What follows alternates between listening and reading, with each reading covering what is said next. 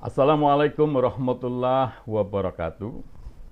Alhamdulillah kita bertemu kembali dan kita bersyukur kehadiran Allah Subhanahu wa taala atas nikmat yang dilimpahkan kepada kita, nikmat yang banyak. Allah berfirman, "Wa in ta'udu nikmatallah la tuhsuha." Jika engkau menghitung nikmat Allah, engkau tidak bisa menghitung jumlahnya, menetapkan jumlahnya. Karena saking apa? Saking banyaknya. Ya kesehatan, kesempatan, ya, rezeki, apapun gitu ya. Oleh karena itu marilah kita syukuri betul. Sebab kalau kita mensyukuri nikmat Allah itu, Allah akan melipat gandakan kenikmatannya. Allah berfirman, "Allah in syakartum la azidanakum." Sebaliknya kalau kita kufur, nikmat Allah itu tidak kita manfaatkan untuk hal-hal yang berguna. Dalam kaitannya beribadah kepada Allah, justru kita sia-siakan, malah kita gunakan untuk bermaksiat, maka nikmat itu akan diambil oleh Allah. Bahkan kita akan mendapat hukuman, bahkan bisa jadi azab yang akan diberikan kepada kita. La in kafartum inna azabi lasadid. Mudah-mudahan kita termasuk orang yang bersyukur, orang yang senantiasa bersyukur. Nikmat Allah yang diberikan kepada kita gunakan untuk beribadah. Kita senantiasa berusaha untuk taat kepada Allah. Mudah-mudahan sampai akhir hidup kita. Saudara, tadi pagi jam 8 itu, 8 lebih lah itu. Hari ini 8 Desember, hari Kamis. Saya mendapat WA dari saudara saya yang berada di Bogor. Dia mengabarkan ada gempa. Dan benar ada gempa di sana, yang tepatnya itu ada di Sukabumi.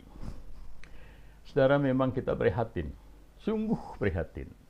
Karena akhir-akhir ini negara kita ditimpa musibah-musibah, ya seperti gempa itu, kemudian tanah longsor, banjir, juga keluarnya wedus gembel di Gunung Semeru, yang ternyata wedus gembel itu juga berbahaya, sangat memenderitakan masyarakat, ya, seperti yang pernah terjadi di Jawa Tengah, khususnya di Yogyakarta, saat wedus gembel Gunung Merapi itu keluar itu. Banyak korban, tidak hanya harta juga nyawa. Oleh karena itu ini harus menjadi pembelajaran bagi kita.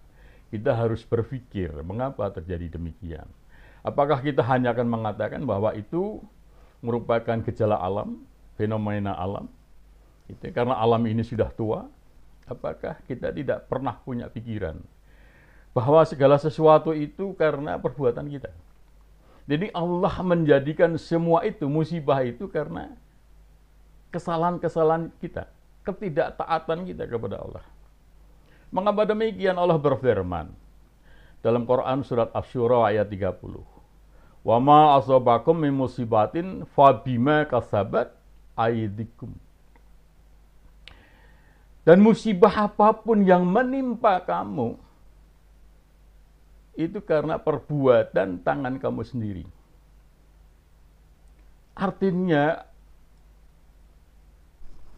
musibah yang kita alami ini, itu sesungguhnya karena perbuatan kita. Bukan terjadi tiba-tiba gitu. Namun ada sebab akibatnya.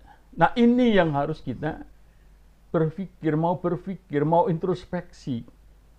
Jangan kemudian biasa saja lah, itu biasa terjadi seperti itu, dunia ini sudah tua. Tidak demikian. Sebagai orang yang beriman harus sampai berpikir seperti itu. Kita lihat aja lah umatnya Nabi Nuh, umatnya Nabi Lut. Mereka dihancurkan karena apa? Karena kezaliman mereka, karena kemaksiatan mereka, karena ketidaktaatan mereka kepada Allah. Allah berfirman dalam Quran surat Al-Qasas ayat 59 yang pengertiannya itu demikian. Bahwa Allah itu tidak akan membinasakan suatu kaum. Allah tidak akan memenderitakan penduduk suatu negeri sebelum negeri itu dihadirkan seorang rasul.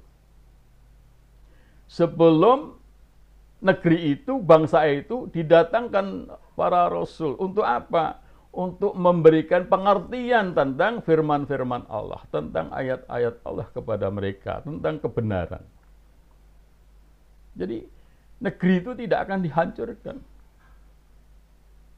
selama belum ada Rasul yang didatangkan kepada mereka. Gitu. Tapi kalau suatu negeri itu sudah ada Rasulnya, sudah disampaikan kebenaran Allah, kebenaran firman Allah kepada mereka, namun mereka tetap berbuat zalim, ya itulah yang terjadi. Maka negeri itu akan dihancurkan, penduduknya itu akan diberikan musibah. Seperti tadi itu. Kaumnya Nabi Nuh, sudah dihadirkan Nabi Nuh alaihissalam. Mereka diajarkan tentang kebenaran, namun mereka tidak taat. Mereka tetap saja berbuat zalim, tidak percaya tentang kebenaran yang disampaikan oleh Nabi Nuh. Akhirnya apa? Umat Nabi Nuh diazab oleh Allah, yaitu didatangkan apa? Banjir, bah, dan mereka ditenggelamkan. Sedangkan umat Nabi Nuh yang taat, yang mengikuti apa yang disampaikan oleh Nabi Nuh, selamat karena naik kapal yang dibuat oleh Nabi Nuh alaihissalam. Bahkan anak dan istri Nabi Nuh alaihissalam termasuk mereka yang mendapatkan azab karena mereka apa? Mereka menentang apa yang disampaikan oleh Nabi Nuh. Kemudian umatnya Nabi Lut. Umatnya Nabi Lut, wah, kalau umatnya Nabi Lut ini memang gimana ya? Mereka itu tidak mau menikah kalau tidak sejenis. Gitu. Jadi mereka itu maunya kalau sejenis gitu ya. Ya kalau laki-laki dengan laki-laki, kalau perempuan dengan perempuan. Ya kepiye gitu. Terus kepiye itu. Kalau sekarang ya disebut dengan kaum pelangi atau LGBT. Jelas sudah diberikan contoh, sudah diberikan gambaran bahwa perilaku menyimpang seperti itu akan mendapatkan azab. Umatnya Nabi Lot itu kan sudah diperingatkan. Ya, sudah didatangkan Nabi Lot alaihissalam untuk apa? Untuk mereka menjadi sadar tidak melakukan itu. Nah ternyata mereka tidak mau diingatkan itu. Akhirnya apa? Diluluh lantahkan dengan gempa yang luar biasa. Akhirnya hancur lebur. Nah kalau sekarang orang-orang yang berpaham seperti itu masih bisa jadi itu sebabnya. Bisa jadi itu salah satu sebab dunia ini senantiasa ada bencana. Oke saudara, kita tidak akan berpikir jauh tentang itu. Ngomong tentang jauh itu. Kita tentang diri kita sendiri sajalah. Kalau tadi Allah mengatakan, berfirman bahwa musibah yang menimpa seseorang itu karena perbuatan kita sendiri. Karena kesalahan kita sendiri. Artinya kita juga harus mulai berpikir bahwa kalau kita gesekan di jalan, serempetan di jalan, kita nginjak duri, ya. Kemudian usaha kita tidak lancar, ya. Kita jatuh, ya. Kita sakit apalah gitu. Itu bisa jadi karena kita punya kesalahan. Jadi jangan kemudian mengatakan bukan karena kesalahan, ya. Tapi mesti ada kekhilafan dalam diri kita gitu. Nah ini harus menjadi pemikiran. Jangan sampai justru kita mengatakan gini. Wah nyatanya dia atau siapalah begitu, dia tidak taat kepada Allah. Namun ternyata juga sehat-sehat saja, rezekinya tetap banyak. Saya yang sudah sholatnya sedemikian, ibadahnya sudah sedemikian, namun rezekinya rendet gitu. Namun dia ibadahnya angin-anginan gitu. Bahkan pelit tidak pernah sedekah, kok rezekinya banyak. Jangan mengatakan bahwa itu nikmat loh ya. Jangan beranggapan bahwa itu nikmat. Gitu. Itu bisa saja hukuman Allah. Hukuman yang tertunda. Yang disebut istidraj. Karena setiap apapun yang diberikan Allah kepada kita, kepada manusia, itu akan dipertanggungjawabkan. Nah kalau sudah diberikan nikmat seperti itu, tidak menjadi dia taat kepada Allah, itu nanti akan membebani dia di akhirat. Lah kalau kita yang sudah taat sedemikian rupa, ibadahnya baik dan sebagainya, kok tetap saja mendapatkan musibah ini, itu, Jangan mengatakan bahwa sudah seperti itu, saya sudah baik seperti itu. Bisa jadi ada sesuatu yang tidak benar dalam diri kita. Bisa juga itu suatu kesombongan kita.